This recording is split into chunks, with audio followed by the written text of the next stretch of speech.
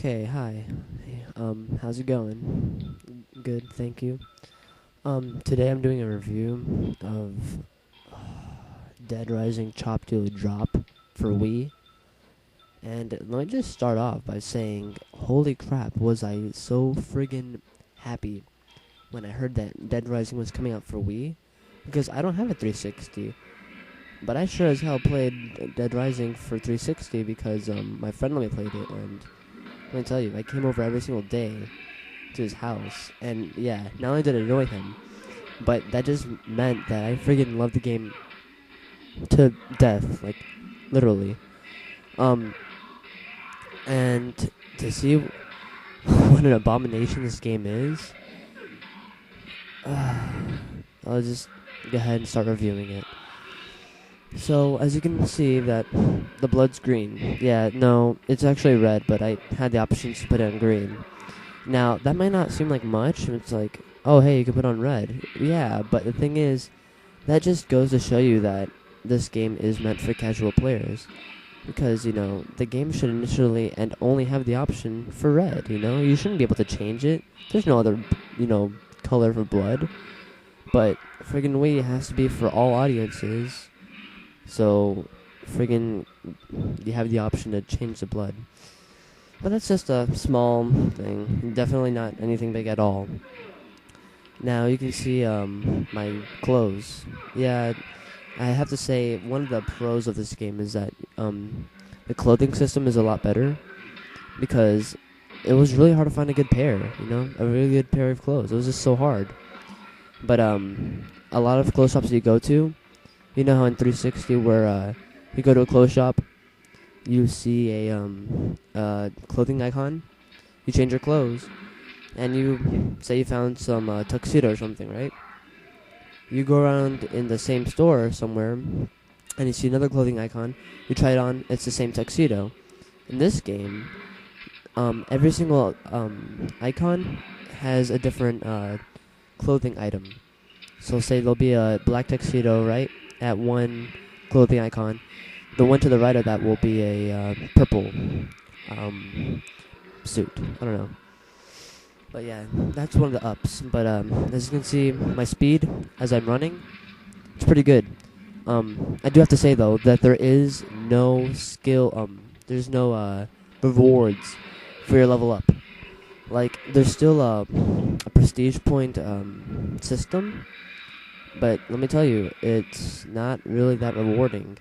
All you get from it is you get to unlock books, and oh yeah, and you upgrade your health, of course, and you upgrade the stamina of your melee weapons, and you up the damage of your melee weapons.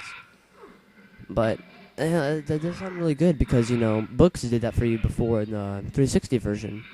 Here you get to keep those, so you don't have to carry books with you. But let me say that, first of all, your equipment is very your equipment slots. Yeah, it doesn't really. I don't know how to say it's not the best system. You have to press start to reach it. So to press start and select a book to see what it does and stuff. No, it's just not conventional.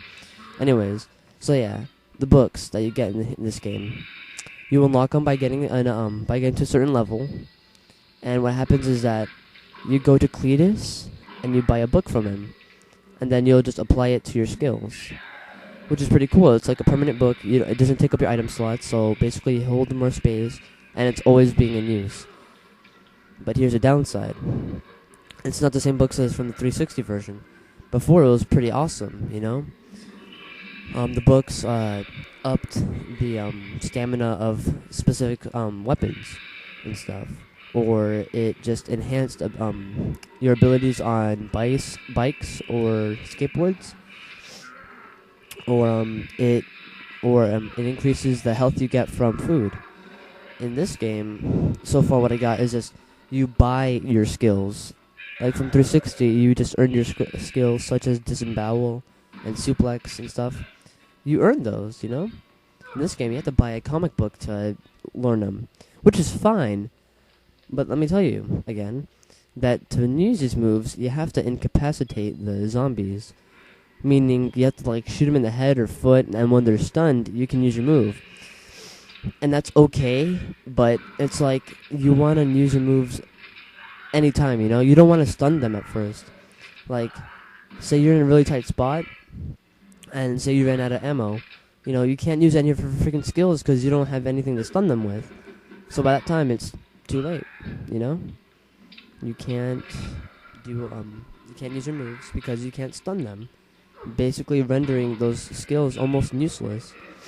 And you might think, well, that's how hard is that? You know, just hit him in the foot. Yeah, but sometimes you'll kill them, which is a good thing, but it's like, well then, what the heck did you get that skill for? And sometimes they'll just fall, and you can't use anything on them. You have to wait for them to get back up. It's really awkward. Let's see, what else is there? Okay, so yeah, like I was saying, for items and weapons, you can only hold one melee weapon. Like, you can hold up to 4 guns, or you can hold up to 3 guns, and I guess a grenade type gun, or a grenade type weapon. Like, what would happen is that when you aim with B, you have the option to hit the D-pad, which gives you a hotkeys to select your weapon. And your weapons range from a sniper. Oh, there it was for a split second. It goes from sniper to pistol to shotgun, and then your bottom option would be your grenade type weapon. And basically, is that those are your primary weapons, you know. And your sub weapon or your melee weapon is. Oh wow! See how bad that item system was? It's press start, and it's like Resident Evil. Ugh. Anyways, so you can only hold one melee weapon, which is okay. I mean, guns are pretty awesome. But the beauty of Dead Rising was that you can use friggin', you know, any item, and everything will do some sort of damage, or just at least be really fun to use. Like, you can use dishes, not very conventional, but really fun to use. Trash cans. They did like one-hit KOs. Really awesome, you know? You can use trash cans and stuff in here, but, well, okay, you can never store them, even in 360. But you'd be able to hold on to other items. Like, in 360, you could carry a bunch of stuff with you, you know? It doesn't even matter what it is, if it's weapons or just food. But in this game, you have to carry it in your start button selection area thing. But that's only items that you can use, like some grenade type weapons, like I was saying before, like, you know, the saw, you know, some Molotov cocktails. Yeah, those go inside your start selection thing. In here, that's what happens. You just store those grenade type weapons and your snacks. That's all you can basically store in your start selection. In 360, you can store anything, except anything that is too big.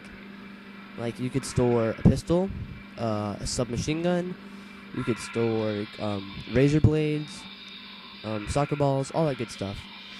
But here, anything that you attack with, you know, melee weapon sort of thing, you can only hold one of those, and it's always in your hand, so you always have to hold it. So if you drop it to use a lawnmower or something, there it goes, you know? You have to pick it back up and stuff.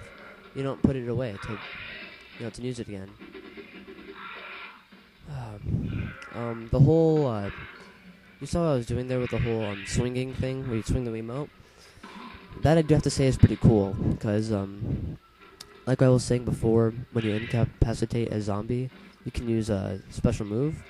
Well, that'd be one of them, because for a specific number of weapons, such as the bat, the golf ball, and I think the guitar, you can do a special move, which would be maybe the football tackle, or nice shot, which is for the golf club.